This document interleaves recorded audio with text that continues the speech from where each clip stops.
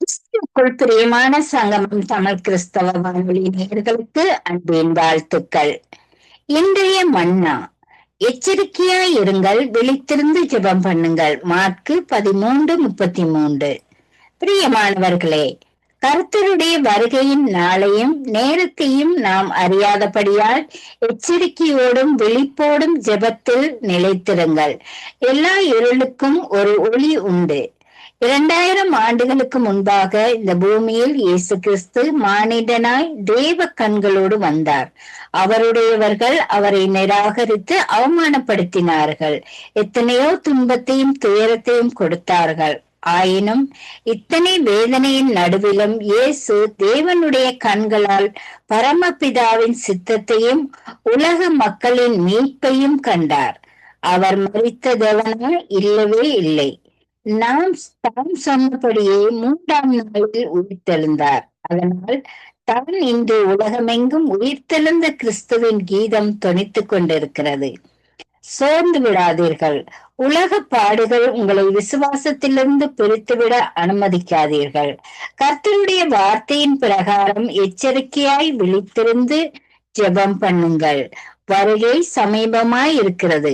ஒரு நொடி பொழுதில் உங்கள் துன்பங்களும் வேதனைகளும் அகன்று போய்விடும். இயேசு எப்படியாக விழித்திருந்து ஜெபித்தாரோ அதே போல நாமும் விழித்திருந்து ஜெபிக்க அவருடைய வல்லமையான ஜெப ஆவியை இன்றும் அதிகமாக எம்மேல் ஊற்றும்படியாக ஜெபியுங்கள். கர்த்தர் தாமே உங்கள் ஒவ்வொருவரையும் நிறைவாக ஆசீர்வதிப்பாராக. ஆமேன். God bless you. கிறிஸ்துவுக்குள் பிரியமான சங்கமம் தமிழ் கிறிஸ்தவ வானொலி நேயர்களுக்கு அன்பின் வாழ்த்துக்கள். இன்றைய மன்னா கர்த்தர் நல்லவர் என்பதை ருசித்து பாருங்கள். சங்கீதம் 34:8. பிரியமானவர்களே, ஒரு காலத்தில் நீங்கள் வசதி படைத்தவராக இருந்திருக்கலாம். உங்களிடம் நிறைய பணம், ஆசீர்வாதமான வேலை, நல்ல சம்பாதித்திருக்கலாம். ஆனால் இன்று எல்லாம் விழுந்து போன நிலையில் மிகவும் பாடுகளோடு கஷ்டங்களோடு வாழ்கின்றீர்களா? கர்த்தர் உங்களை பார்த்து சொல்லுகிறார், நீ விழுந்து போனாலும் நான் உன்னை தூக்கி எழுப்புவேன். கடந்த காலத்தில் வாழ்ந்ததைப் போலவும் திரும்பவும் உன்னை கட்டி எழுப்புவேன் என்று தலை குனிந்த இடத்தில் உங்கள் தலையை நிமிரச் செய்ய போகின்றார். அவமானப்பட்ட இடத்தில் உங்களை புகழ்ச்சியும் கீர்த்தியுமாக உயர்த்தப் போகிறார். இழந்து போனதை பற்றி கவலைப்படாதீர்கள், வேதனைப்படாதீர்கள். இழந்ததை விட இரட்டிப்பான நன்மையை இனி பெற போகின்றீர்கள். கொஞ்ச காலம் நீங்கள் பாடு அனுபவித்திருக்கலாம். அந்த பாடுகளை நீக்கி உங்களை தலையை நிமிரச் செய்து உங்களுடைய வாழ்க்கையில் செழிப்பை தர உங்கள் தேவன் காத்திருக்கின்றார். கர்த்தர் நல்லவர் என்பதை ருசித்து பாருங்கள். அவரை நேசித்து பாருங்கள். அவர் வார்த்தைக்கு கீழ்ப்படிந்து பாருங்கள். ஆசீர்வாதம் மழையால் நனைந்து செழிப்பான வாழ்க்கை வாழ்வீர்கள். கர்த்தர் உங்கள் ஒவ்வொருவரையும் நிறைவாக ஆசீர்வதிப்பாராக. ஆமென். God bless you. கர்த்தருடைய பரிசுத்த நாமத்திற்கு மகிமை உண்டாவதாக. இந்த அருமையான தருணத்திலே கிறிஸ்து நாமத்தினாலே உங்களை சந்திப்பதில் மிகுந்த மகிழ்ச்சி அடைகிறனால ஒரு காரியத்தை குறித்து தியானிக்க போகிறோம். சங்கீதம் 46 2வது வசனம் வாசிக்கலாமா? ஆகையால் பூமி நிலை மாறினாலும் மலைகள் நடு சமுத்திரத்திலே சாய்ந்து போனாலும், 3வது வசனம், அதன் ஜலங்கள் கொந்தளித்து பொங்கி அதன் பெருக்கினால் பர்வதங்கள் அதிர்ந்தாலும் நாம் பயப்படும். பிராக்கெட்ல செயலான இருக்கு. ஆமென். ஹல்லேலூயா. ஏற்கனவே சொன்னோம், செயலானா சற்று நின்று நிதானித்து கவனிக்கவும் அப்படின்னு அர்த்தம் இல்லைங்களா? இன்றைக்கு தேவனுடைய பிள்ளைகளே, இந்த உலகத்துல இது நடக்கிற காரியம் தான் இல்லையா? சுனாமி வந்துச்சு, இல்லை எர்த்குவேக் வருது, இதெல்லாம் அப்பப்போ நடக்கிறதானே. இதெல்லாம் நடக்கும் பொழுது தெய்வ பிள்ளைகள் பயப்பட மாட்டாங்களாம். காரணம், கர்த்தர் அவங்க கூட இருக்கிறார், இல்லை கர்த்தருடைய வருகை இருக்குது. இந்த 2 விஷயம்தான் இருக்கும். ஒன்று கர்த்தர் நம்ம கூட இருப்பார், இல்லைன்னா கர்த்தருடைய வருகை இருக்குன்னு அர்த்தம். அப்போ இந்த நாளில் நம்ம பயப்படாமல் இருக்கும்படி தான் கர்த்தர் இந்த வார்த்தையை பேசிட்டு இருக்கார் நம்ம கூட.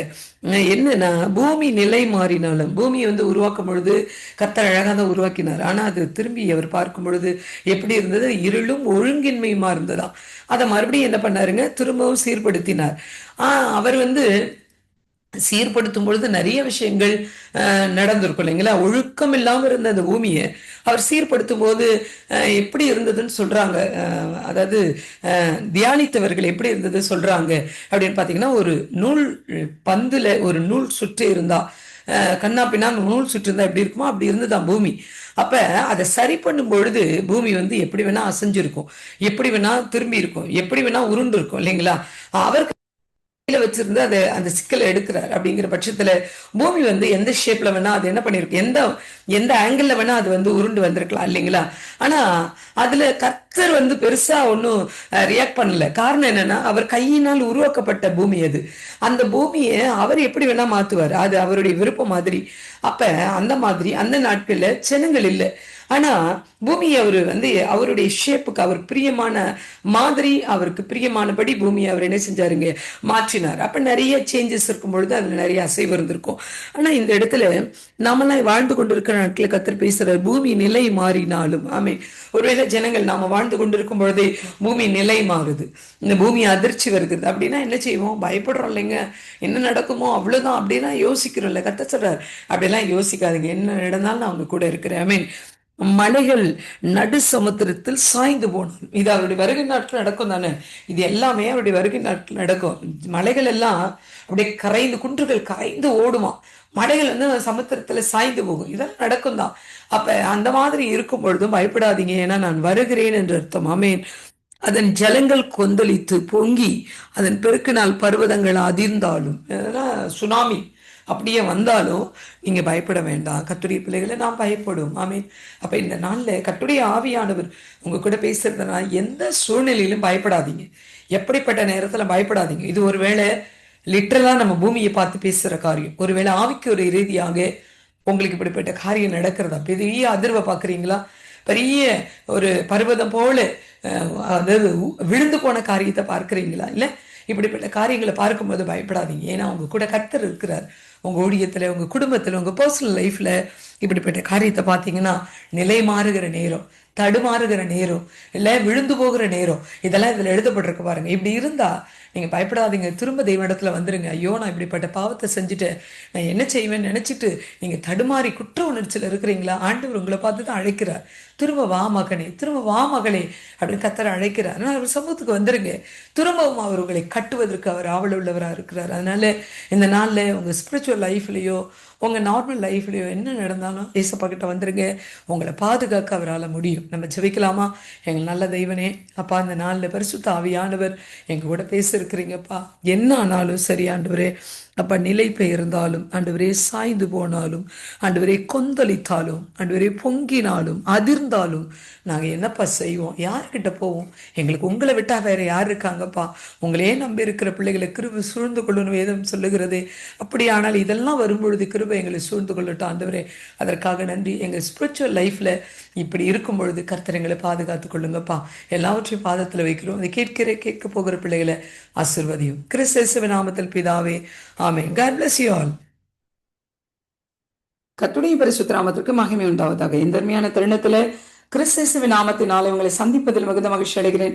இந்த நல்ல ஒரு காரியத்தை குறித்து அனுப்ப போறோம். சங்கீதம் 46 5வது வசனம் வாசிக்கலாமா? தேவன் அது நடுவில் இருக்கிறார், அது அசையாது, அதிகாலையிலே தேவன் அதற்கு சகாயம் பண்ணுவார். ஆமேன். அல்லேலூயா. கர்த்தருடைய பிள்ளைகளே, ஆண்டவர் எதை குறித்து இங்க பேசிட்டு இருக்காரு? இந்த சங்கீதம் பொறுத்தவரை அப்படின்னா, ஆண்டுடைய வருகை நாட்கள் எப்படி இருக்கும் அப்படிங்கிறது அங்க எழுதப்பட்டிருக்கிறது இல்லைங்களா? அப்ப எப்படி நமக்கு பாதுகாவல் உண்டாயிருக்கும் என்பதை குறித்து தான் இந்த சங்கீதத்துல அதிகமா எழுதப்பட்டிருக்கு. அப்ப கர்த்தர் எதின் நடுவில் இருக்கிறார், எது அசையாது, எதற்கு சகாயம் பண்ணுவார் அப்படின்னு நம்ம தெரிஞ்சுக்கணும் இல்லைங்களா? இந்த கர்த்தர் உங்க நடுவில் இருக்கிறார், உங்களுடைய காரியங்கள் அசையாது, உங்களுடைய விசுவாசம் அசையாது, உங்களுக்கு சகாயம் பண்ணுவார் அப்படின்னு நமக்கு புரியும். நம்ம அப்படிதான் அதை எடுத்துக்கிறோம். அதுக்கு மேல ஒரு வசனம் இருக்கு, வாசிக்கலாமா? ஒரு நதி உண்டு, அது நீர்க்கால்கள் தேவனுடைய நகரத்தையும் உன்னதமானவர் வாசம் பண்ணும் பரிசுத்த ஸ்தலத்தையும் சந்தோஷிப்பிக்கும். ஆமேன். அல்லேலூயா. இதை பத்தி தான் கர்த்தர் சொல்றார். ஒரு நதி உண்டு, சரிங்களா? இன்னைக்கு ஆதியாமம் தொடங்கும் பொழுதே 4 நதிகளை குறித்து எழுதப்பட்டிருக்கும் இல்லைங்களா? ஒரு நதியில பொன் விளையும் அப்படிலாம் சொல்லப்பட்டிருக்கு. அப்ப நதிகளை குறித்து தொடக்கத்திலே கர்த்தர் எழுதி வைத்துட்டார். வேதத்துல அநேக நதிகளை குறித்து அவர் எழுதி வைத்திருக்கிறார். ஆனா இங்க சொல்லப்படுகிறது, ஒரு நதி உண்டு, அதன் நீர்க்கால்கள் தேவனுடைய நகரத்தையும், அதனுடைய நீர்க்கால்கள் அப்படி ஓட்டம் இருக்கு இல்லையா, தண்ணி ஓடுற ஓட்டம் தேவனுடைய நகரத்தையும், பரிசுத்த நகரத்தையும், அந்த பரலோக நகரத்தையும், கர்த்தர் வாசம் பண்ணுகிற நகரத்தையும், உன்னதமானவர் வாசம் பண்ணும் பரிசுத்த ஸ்தலத்தையும் சந்தோஷிப்பிக்கும். அவர் வாசம் பண்ணுகிற உன்னதமானவர் அப்படின்னா என்ன? 91 சங்கீதத்தில் சொல்லப்படுகிற உன்னதமானவர் மறைவில் இருக்கணும், சர்வ வல்லவருடைய நிழலில் தங்குவான். அப்ப அந்த சங்கீதத்துல சொல்லப்பட்ட பிரகாரம் உன்னதமானவர்னா யாரு, சர்வ வல்லவர்னா யாரு? சர்வ வல்லவர் அப்படின்னா பிதாவானவரை குறிக்கிறது, உன்னதமானவர்னா இயேசு கிறிஸ்துவை குறிக்கிறது அப்படின்னு பார்க்கிறோம் இல்லைங்களா? அப்ப உன்னதமானவர் ஆண்டவராக இயேசு கிறிஸ்து வாசம் பண்ணுகிற வாசஸ்தலத்தை சந்தோஷிப்பிக்கும், சந்தோஷமாய் வைத்திருக்கும். அந்த ஒரு நதியை குறித்து தான் சொல்லப்படுகிறது. கர்த்தருடைய பிள்ளைகளே, இன்றைக்கு அந்த நதி நீங்க தான். உங்களுடைய விசுவாசம் தான், உங்களுடைய செபம் தான் அந்த நதி. இதுல சொல்லப்பட்ட நதி உண்டு. ஆனா இந்த நதியை லிட்டரலா இல்லாம விசுவாசத்துல ஆவிக்குரிய ரீதியா நீங்க எடுத்தீங்கன்னா அந்த நதியே நீங்க தான். நீங்க நீங்க ஒரு நதி உண்டு. அந்த நதி உண்டு என்ற இடத்துல உங்க பேரை நோட் பண்ணிக்கிங்க. நீங்க உண்டு, அதன் நீர்க்கால்கள் தேவனுடைய நகரத்தையும். உங்களுடைய நீர்க்கால்கள், உங்க ஓடுகிற ஓட்டம், ஆவிக்குரிய ஓட்டம், ஆவிக்குரிய ஜெபம், ஆவிக்குரிய ஜீவியம், ஆண்டவரை மகிமைப்படுத்துகிற காரியம், இதெல்லாம் என்ன செய்யுமா? தேவனுடைய நகரத்தையும் உன்னதமானவர் வாசம் பண்ணும் வாசஸ்தலத்தையும் சந்தோஷிப்பிக்கும். அப்ப உங்களுடைய ஜெபம், உங்களுடைய உபவாசம், உங்களுடைய அழுகை, உங்களுடைய கண்ணீர், உங்களுடைய சந்தோஷம், இதெல்லாம் சேர்ந்து ஒரு கலவை இருக்கு இல்லையா? இது இயேசு கிறிஸ்துவை சந்தோஷப்படுத்தும். இன்னைக்கு எந்த அளவுக்கு ஆண்டவருக்குள்ள நதியால் பாய்ந்து போக வாஞ்சிக்கிறீங்களோ அப்படி ஒரு கிருபியை கர்த்தர் உங்க மேல வைப்பார். ஆமென். யாரெல்லாம் கேட்கிறீங்களோ என்ன நதியா மாற்றுங்க ஆண்டவரே அப்படின்னா கர்த்தர் உங்களை நதியாய் மாற்றி அவரை நகரத்துக்குள்ளாக ஓட வைப்பார். ஆமென். அல்லேலூயா. அதனாலதான் சொல்றாரு, அதன் நடுவில் இருக்கிறார். எதற்கு நடுவுல? இந்த மாதிரி பிரசன்னத்துக்கு நடுவுல அவர் இருக்கிறார். உங்க நடுவுல அவர் இருக்கிறார். அது அசையாது. ஆமென். அல்லேலூயா. அது மலை போல இருக்கும். அது அசையாது. கீழே இருக்கிற வசனம் அதோடு ஜாயின் தான். நம்ம நாளை தினத்துக்கு தியானிக்கலாம். அது அசையாது. அது மட்டும் கிடையாது, அதிகாலையிலே தேவன் அதற்கு சகாயம் பண்ணுவார். எப்ப சகாயம் பண்ணுவாரா? அதிகாலையில. அதனாலதான் நம்ம அடிக்கடி சொல்றோம், அதிகாலையில தேவனை தேடுங்க. அதிகாலையில ஒரு சகாயம் வானத்திலிருந்து உங்களை நோக்கி புறப்பட்டு வரும். நீங்க எதற்காக காத்திருக்கிறீங்களோ அது அதிகாலை உங்களுக்கு வாய்க்க பண்ணுவார் தேவன். அதனால இந்த நாள்ல கர்த்தருடைய ஆவியானவர் உங்க கூட பேசியிருக்கிறார். ஜெபிக்கலாமா? எங்க நல்ல தெய்வமே, இந்த நாள்ல எங்களை நதியாய் மாற்றி ஓட வைங்கப்பா. எங்க விசுவாச ஓட்டம் பெரிதா இருக்கட்டும். அது உங்க வாசஸ்தலத்தை சந்தோஷிப்பிக்கட்டும். அசையாமல் இருக்க எங்களுக்கு உதவி செய்யுங்கப்பா. அதிகாலையில தருகிற அது சகாயத்தை எங்களை தாங்க. இதை கேட்க போகிற பிள்ளைகளை ஆசீர்வதியும். இயேசுவின் நாமத்தில் பிதாவே, ஆமென். God bless you all. இன்றைய நாளிலும் 10ஆம் தேதி ஜனவரி மாதம் 2026 ஆண்டவராகிய இயேசு கிறிஸ்துவின் இனிய நாமத்தில் இந்த நாட்களிலே உங்களை வாழ்த்துவதில் நான் மிக்க மகிழ்ச்சி அடைகிறேன். இன்றைய நாளுக்குரிய வார்த்தை சங்கீத புஸ்தகம் 99வது அதிகாரம் 5வது வசனம். நம்முடைய தேவனாகிய கர்த்தரை உயர்த்தி அவர் பாதபடியிலே பணியுங்கள், அவர் பரிசுத்தம் உள்ளவரும் என்று சொல்லி இந்த நாட்களில் இந்த வார்த்தை சொல்லுகிறதை பார்க்கிறோம். அருமையான கர்த்தருடைய பிள்ளைகளே, இந்த நாளிலும் நம்முடைய தேவனாகிய கர்த்தரை உயர்த்த வேண்டும். அதாவது அவருடைய பாதபடியிலே பணிய வேண்டும். ஏனென்றால் அவர் பரிசுத்தமுள்ள தேவனாய் இந்த நாட்களில் இருப்பதற்காக ஸ்தோத்திரம். அருமை பிள்ளைகளே, இந்த நாளிலும் இந்த பூமியிலே இந்த வானத்திலும் கர்த்தர் ஒருவர் தான் பரிசுத்தர் என்பதை நாங்கள் அறிந்து கொள்ளக்கூடியதாக இருக்கிறது. எந்த மதத்திலும், எந்த இடத்திலும், எந்த விக்கிரகங்களிலும் அங்கே பரிசுத்தம் என்று சொல்லி சொல்லப்படுகிற ஒரு காரியம் இந்த நாட்களிலே உண்டாகுவதில்லை. ஆனால் வேதம் ஒன்றிலேதான் பார்க்கிற வேளையிலே, கர்த்தரை குறித்து சொல்லுகிற வேளையிலே அவர் பரிசுத்தர் என்று சொல்லி சொல்லப்படுகிறதை பார்க்கிறோம். ஏசாயாவின் தீர்க்க தரிசன புஸ்தகம் 6வது அதிகாரத்திலே பாருங்கள். ஏசாயா அங்கே அவருடைய கண்கள் திறக்கப்பட்டு ஆண்டவரை காண்கிற வேளையிலே வேதம் சொல்லுகிறது, அந்த இடத்திலே கேருபீன்கள், சேருபீன்கள் அவரை நோக்கி தன்னுடைய கண்களை மூடிக்கொண்டு இந்த நாட்களிலே சேனைகளின் தேவனாகிய கர்த்தர் பரிசுத்தர், பரிசுத்தர், பரிசுத்தர் என்று சொல்லி இந்த நாட்களிலே ஆராதித்துக் கொண்டிருக்கிறதை அங்கே வேதத்திலே பார்க்கக்கூடியதாக இருக்கிறது. அந்த வேளையிலே தான் அவருடைய அந்த மகிமை பூமியை நிரப்பிக் கொண்டிருந்தது என்று சொல்லி அந்த வார்த்தை இந்த நாட்களில் நமக்கு சொல்லுகிறதை பார்க்கிறோம். அப்படியானால் மகத்துவமும் பரிசுத்தமும் உள்ள தேவனாகிய கர்த்தர் அவர் ஒருவரே என்று சொல்லி இந்த நாட்களிலே பரிசுத்த வேதாகமம் நமக்கு தெளிவாக இந்த நாட்களிலே சொல்லுகிறதை பார்க்கிறோம். அதனாலே இங்கே வேதம் சொல்லுகிறது, சங்கீதக்காரன் இப்படியாக பாடுகிறார். எப்படி என்றால், நம்முடைய தேவனாகிய கர்த்தரை உயர்த்தி அவர் பாதபடியிலே பணியுங்கள், ஏனென்றால் அவர் பரிசுத்தம் உள்ளவர் என்று சொல்லி நாட்களிலே சொல்லப்படுகிறதை பார்க்கிறோம்.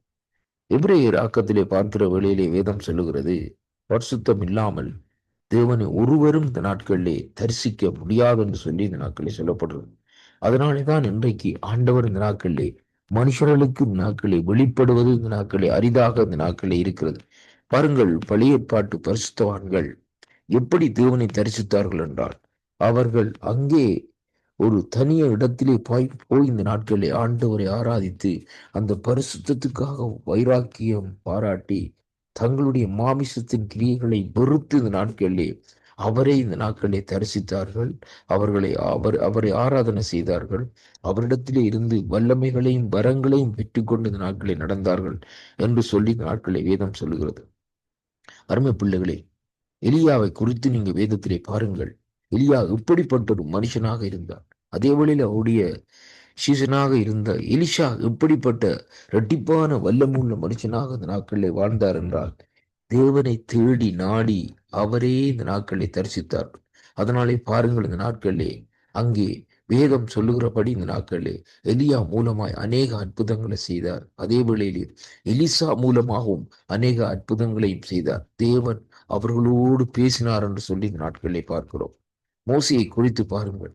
மோசே தேவனுக்காக வைராக்கியம் கொண்டு பரிசுத்தம் காட்டினது நிமித்தம் மோசைக்கு இந்த நாட்களிலே தேவன் வெளிப்பட்டது மட்டுமல்ல, தன்னுடைய ஜனங்களை மீட்கும்படியாக இந்த நாட்களிலே மோசே ஒரு தலைவராக இந்த நாட்களை நியமித்தார். அதே போல் இன்றைக்கு நாங்கள் தேவனுக்காக வைராக்கியம் காட்டுவோமா இருந்தால், தேவன் எந்த தேசத்திலும் எந்த பட்டணத்திலும் இருக்கிற ஜனங்களை காண்பித்து இந்த நாட்களில் அவர்களை நடத்தும்படியாக தைரியத்தையும் பலத்தையும் இந்த நாட்களிலே நமக்கு கொடுத்த நாட்களில் அவருடைய சமூகம் நம்மை நடத்தக்கூடியதாக இந்த நாட்களில் இருக்கும் என்பதைத்தான் இந்த வார்த்தை ஊடாக நாங்கள் காணக்கூடியதாக இருக்கிறது.